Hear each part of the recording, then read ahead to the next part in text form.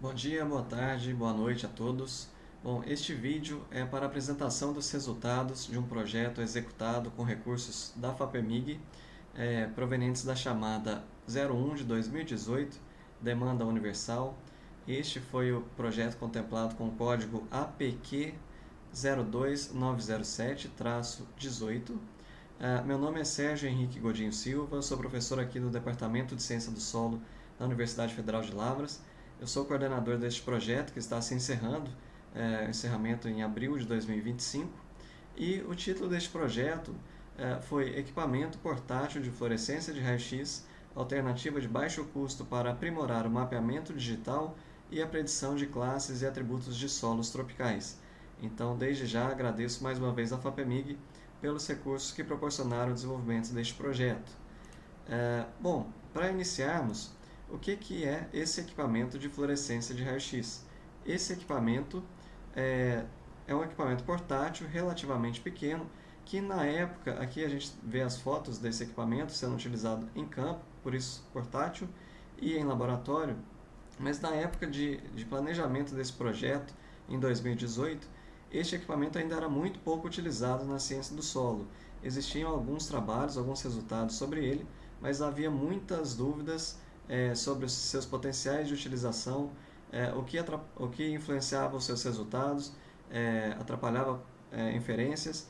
Então, este projeto foi pensado nesse sentido de investigar um pouco mais como que este equipamento poderia ser utilizado para facilitar a caracterização de solos diversos e auxiliar no mapeamento de solos.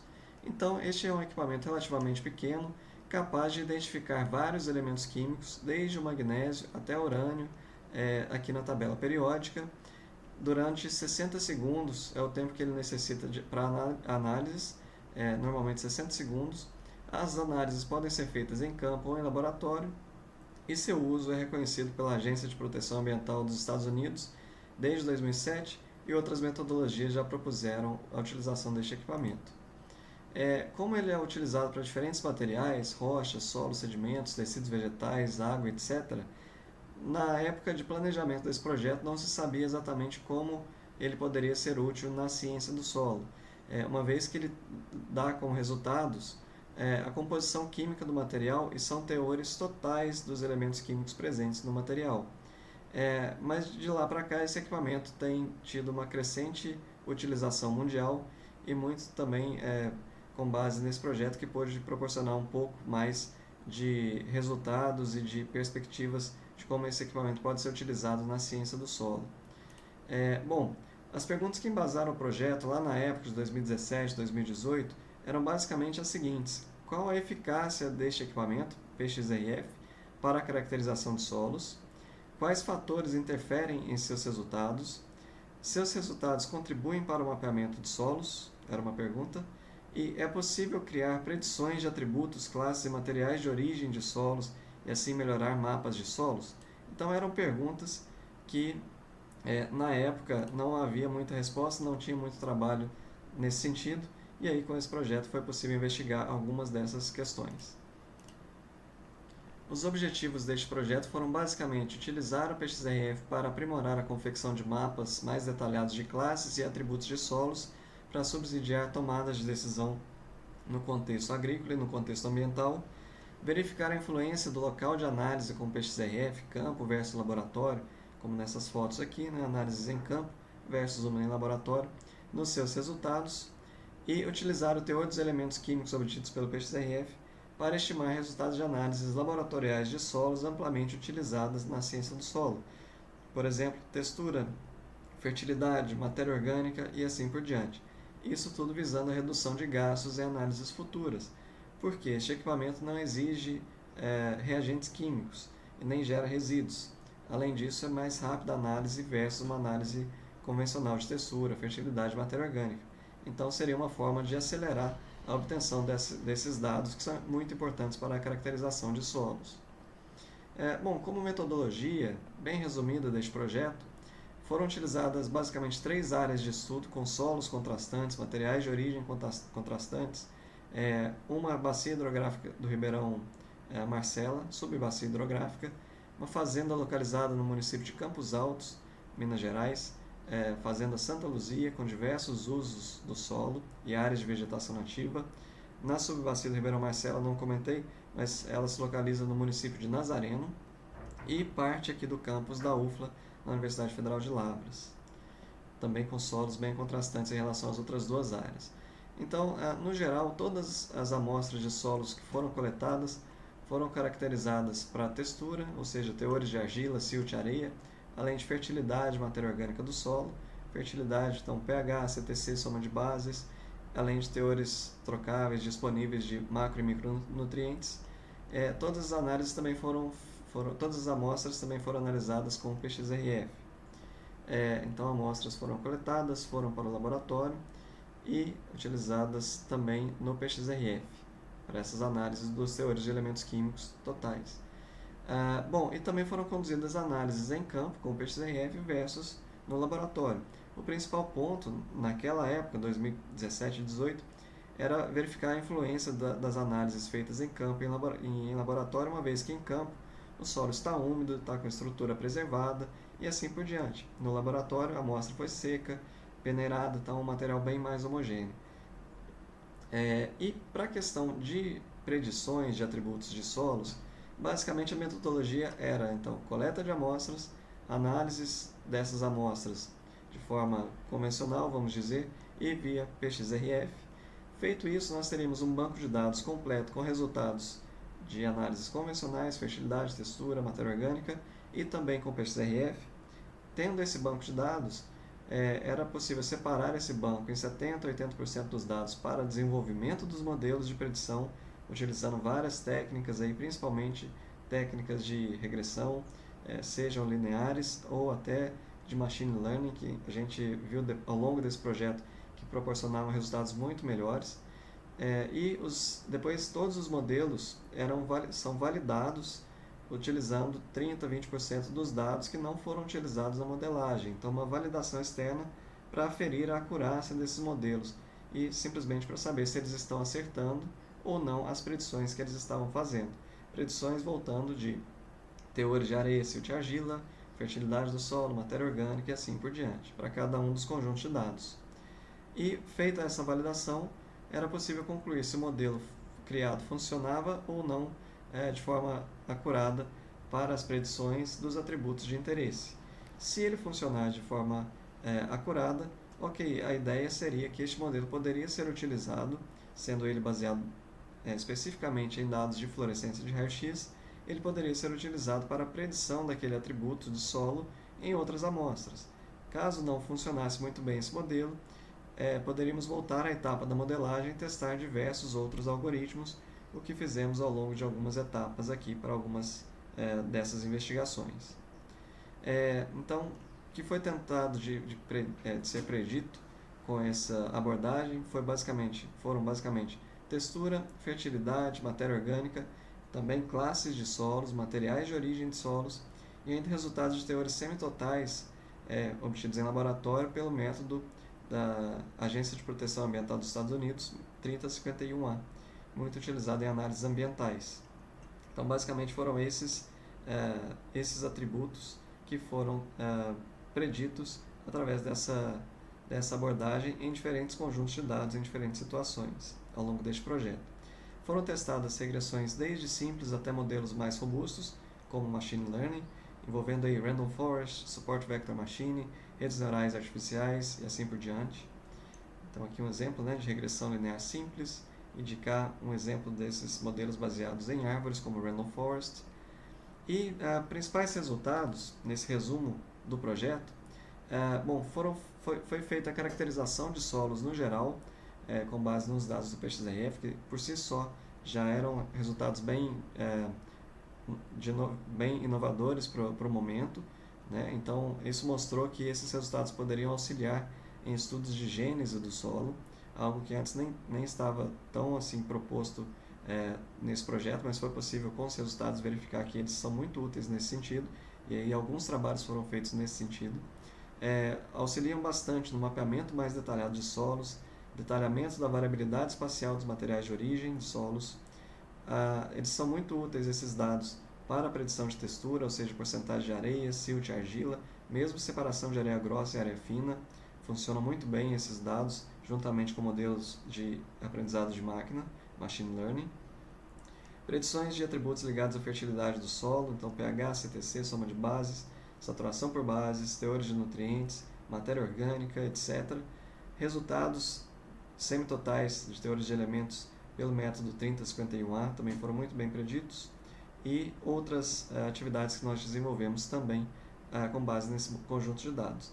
Então, só para deixar um pouco mais específico alguns desses resultados, a caracterização de solos, por exemplo, com PXRF, uma das primeiras perguntas que nós tínhamos era se os resultados eram influenciados pela condição da amostra, ou seja, amostra úmida, amostra lida direto no perfil, então solo análise conduzida direto no perfil, ou depois de amostra já processada, seca em laboratório, como essas aqui abaixo, além de avaliar também o tempo de análise, 30 segundos e 60 segundos, e ainda duas configurações do equipamento, General e Trace. Então, duas configurações. Então, deu para perceber, nesse caso desse primeiro trabalho publicado em 2018, que aqui para a predição de teores de óxidos provenientes do ataque sulfúrico, aqui nós temos a terra fina, depois o solo foi macerado, esse macerado foi peneirado ainda, e ainda nós tínhamos a condição de análise direto no campo e análise aqui chamada de pós-campo, que era simplesmente tirar a amostra do perfil, colocar em cima de uma folha de papel e fazer a leitura, mas a amostra ainda úmida, quase com a mesma estrutura original, tá? E aqui nessas três primeiras condições, já em laboratório, depois de secas e processadas, peneiradas essas amostras, maceradas, etc. Então, para predições de teores de óxidos, deu para perceber que a condição de terra fina ou macerado, pensando nos valores de R quadrado aqui, são as melhores, né? Mesmo a condição para ferro de tirar a amostra do perfil e ler, também já proporcionou um R quadrado de 0,99. Para titânio também os resultados foram bem interessantes. Os piores resultados foram quando as análises eram feitas diretas no perfil. Tá? Mesmo assim, para ferro os resultados ainda são bem interessantes. Mas quando as amostras são secas e peneiradas, isso dava melhores ajustes com os teores de óxidos provenientes do ataque sulfúrico. Então esse foi o primeiro resultado interessante para mostrar que terra fina seca ao ar, ou estufa, poderia ser um método bem interessante, uma vez que já é o mais utilizado para outras análises de solo em laboratório. E em campo, pelo menos aqui nós podemos quantificar as interferências, principalmente de umidade e estrutura do solo nessa questão das relações entre resultados PXRF e ataque sulfúrico. Pensando na caracterização de perfis de solos, esse trabalho fez a caracterização desse perfil de câmbio solo na Fazenda Santa Luzia e foi feito um mapa dos teores de alguns elementos, aqui só para ilustrar alumínio, bário e cálcio, ao longo desse perfil. Então, com base nesse trabalho, foi possível perceber que, mesmo dentro de um único horizonte, os teores de elementos químicos tendem a variar bastante.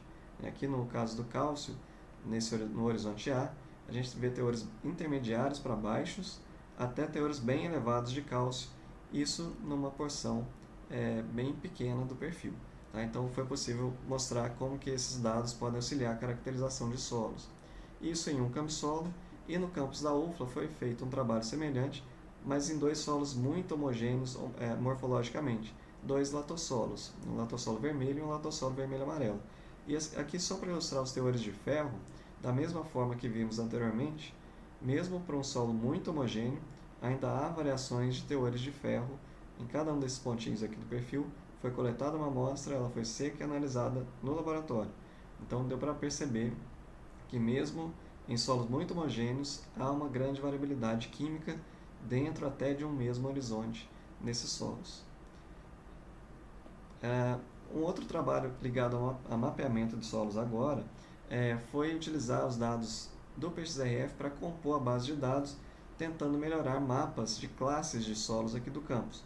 Então esses mapas foram criados no 4º nível categórico, que já por esse fator aumenta a complexidade dos modelos funcionarem bem, né? Aumenta a dificuldade para isso, porque o nível de classificação é bem mais detalhado, e foi possível perceber que aqui nós temos a condição de T, apenas dados de terreno para fazer os mapas, e T mais S, terreno mais sensores próximos, nesse caso PXRF e um suscetibilímetro magnético.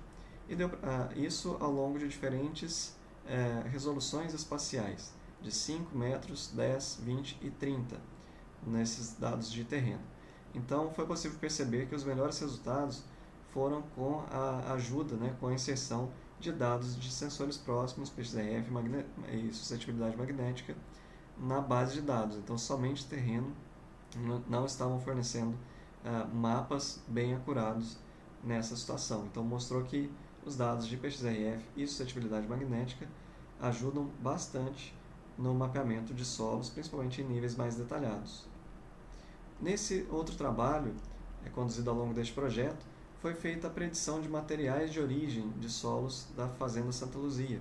Então foi percebido durante os trabalhos de campo que os solos eram desenvolvidos basicamente de filito, a rocha filito, mas havia diferentes variações desse filito. Um mais amarelado, um mais azulado, cinzento e um mais avermelhado. Então, neste trabalho foram coletadas amostras ao longo de toda a área, que tinha 5 usos diferentes, plantios de café de diferentes idades, 2 áreas de vegetação nativa e área com eucalipto, e com base nesses modelos, utilizando 3 algoritmos de aprendizado de máquina, redes neurais artificiais, Sport Vector Machine e Random Forest, foi possível perceber que dados principalmente de horizonte C e algoritmos Sport Vector Machine proporcionaram os melhores resultados de predições de materiais de origem, chegando aí a acertos de 87% de acurácia global e 79% de índice kappa. Então são valores bem interessantes e através desses modelos foi possível fazer um mapa de materiais de origem da área de estudos. Tá? Então uma abordagem bem interessante nesse caso em que havia apenas variações da mesma rocha. Então é algo bem mais complicado de se separar do que se fossem rochas diferentes. Okay? Num segundo trabalho nessa linha, pensando em uma área com maior diversidade de solos, bem maior diversidade de solos do que a anterior, foi feito o mesmo processo, e aqui, nesse caso, no campus da UFLA, e atingiu-se resultado de 100% de acerto no mapa predito de materiais de origem. Claro que aqui eram 2 rochas diferentes, então isso acabou facilitando, mas mesmo com diferentes usos, diferentes classes de solo, 100% de acerto na validação que foi executada. Tá? Então, demonstrando mais uma vez o grande potencial dessa abordagem para auxiliar o mapeamento de materiais de origem de solos. Nessa outra abordagem, em uma outra área da Fazenda Santa Luzia, uma área nova que tivemos a possibilidade de utilizar também nesse projeto, foi notado que uma área aparentemente homogênea em termos de paisagem, nesse caso foram encontrados solos muito contrastantes, um muito cascalento, um cambissolo áplico, e um latossolo vermelho sem nada de cascalho, bem profundo, etc. Nessa mesma área aqui. Então foi feito um mapa de solos da área e também investigações sobre quais fatores levavam a essas variações. Pensando no mapa de solos mais detalhado, normalmente são utilizados dados de terreno, dados topográficos para auxiliar esse mapeamento. Nesse caso, o terreno não ajudava em nada. Nós temos aqui as classes de solo, os polígonos de cada classe, latossolos nessas duas e o restante cambissolos, e aqui no fundo o mapa de declividade. Então a gente percebe que declividades mais altas eram encontradas nas 2 classes, declividades mais baixas eram encontradas nas 2 classes também, e outros vários atributos de terreno que foram utilizados nesse trabalho não ajudavam nessa distinção. Atributos de solo, nesse caso aqui a argila para ilustrar, também não separavam muito bem. Apenas esse polígono aqui realmente tinha solos mais argilosos, mas esse de cá não, tinha os mesmos teores de argila do que áreas de cambissolos. Mas os dados de PXRF, dados de elementos químicos, separaram super bem essas classes. Pegando aqui como exemplo o teor de ferro, proporcionado pelo PXRF, em cada um desses pontos foram coletadas amostras e analisadas com PXRF. Os teores de ferro ficaram exatamente maiores onde eram encontrados os latossolos vermelhos. Então, mostrando mais uma vez que mesmo quando o terreno não auxilia, principalmente em áreas menores ou quando se quer um detalhamento maior de mapas de solos. Esses dados de PXRF, por estarem muito atrelados a materiais de origem e sua relação do material de origem com atributos e classes de solos, já é muito sabida, né, há muito tempo. Então, com base nisso, foi possível identificar que esses dados de PXRF poderiam auxiliar bastante nesse detalhamento mais detalhado de mapas de solos. E um outro trabalho, ainda na mesma fazenda, mais diferente esse estudo, porque ele avaliou o efeito temporal, então 4 anos de diferença de coletas de amostras, para ver a viabilidade ainda de se utilizarem modelos de predição de atributos de fertilidade do solo. Então foram feitas coletas e analisadas para a fertilidade essas amostras todas, foram criados modelos de predição e esses modelos foram validados, são as barrinhas escuras aqui preenchidas neste gráfico acima e neste gráfico abaixo. No gráfico acima os valores de R², de validação dos modelos, e embaixo um índice de erro, o Root Mean Square Error, o RMSE. Quanto menor o erro e maior o R², melhor é aquela predição. E pode-se perceber que esses esses modelos criados na primeira coleta tiveram uma boa acurácia, mas quando eles foram aplicados em dados coletados em outra coleta, alguns anos depois, 4 anos depois da primeira e nos mesmos locais, a acurácia desses modelos caiu em alguns atributos, principalmente teor de alumínio trocável e teor de potássio trocável. Para os outros atributos, os valores de acurácia ficaram ainda razoáveis, mas houve uma diminuição. Então, esse trabalho mostrou a necessidade de, ao longo do tempo, esses bancos de dados para criação de modelos de predição de atributos, pelo menos de fertilidade do solo, serem abastecidos ao longo do tempo, e agora isso abre margem para vários outros trabalhos no futuro, avaliando justamente esse efeito temporal e a necessidade, e quantas amostras, qual a necessidade de mais amostras, até quanto tempo, para que esses modelos continuem sendo bem aplicados ao longo do tempo. Esses foram alguns dos resultados, mas existem vários outros resultados reportados através de 12 resumos publicados em congressos e 18 artigos científicos publicados em periódicos de alta visibilidade, em sua maioria internacionais, todos com agradecimentos à FAPEMIG pelo financiamento, pelo auxílio para a execução desse projeto. Aqui é a lista dos 18 trabalhos com o seu número de identificação e a revista em que foi publicado e o ano de publicação. Como considerações finais, com este projeto foi possível determinar que dados de PXRF obtidos em campo, amostras sem preparo, se diferem dos obtidos em laboratório, após preparo, principalmente secagem e peneiramento. É possível predizer com diferentes graus de acurácia diversos atributos químicos e físicos do solo, além de classes e materiais de origem. Esses resultados variam com o conjunto de dados e a técnica de machine learning empregada. Os dados de PXRF contribuem significativamente para o mapeamento de classes e atributos de solos. Predições e mapeamentos de materiais de origem também atingiram elevada acurácia com essa abordagem. Resultados de teores semitotais de elementos, pelo método 3051A, podem ser relacionados aos dados de PXRF com muito mais facilidade e rapidez de obtenção de dados. E os testes realizados apontam para o grande potencial de uso do PXRF para essas diferentes finalidades, reduzindo custos e tempo para a caracterização de solos, que foi um dos grandes pontos que foi possível determinar ao longo desse projeto, ao longo desse tempo, fazendo vários testes, até além do que era proposto no projeto inicial. E projetos futuros são necessários para expandir essas avaliações para solos de outras regiões brasileiras, para a criação de modelos de predição de classes e atributos aplicáveis aos diferentes solos do país. Então, esse projeto, além de já fornecer alguns indícios de resposta e avaliação de potenciais de utilização desse equipamento, ele ainda abriu frente, abriu pelo menos novas ideias, novas demandas de pesquisa com diferentes possibilidades, diferentes solos e regiões. Então, agradeço mais uma vez a FAPEMIG pelo financiamento do projeto aprovado nesse edital universal, chamada 1 de 2018, com o código APQ 02907-2018. E agradeço à UFLA, Departamento de Ciência do Solo, Programa de Pós-Graduação em Ciência do Solo, por podermos realizar o projeto aqui, juntamente com alguns discentes e outros professores também que colaboraram. utilizando laboratórios, toda a infraestrutura. Muito obrigado mais uma vez.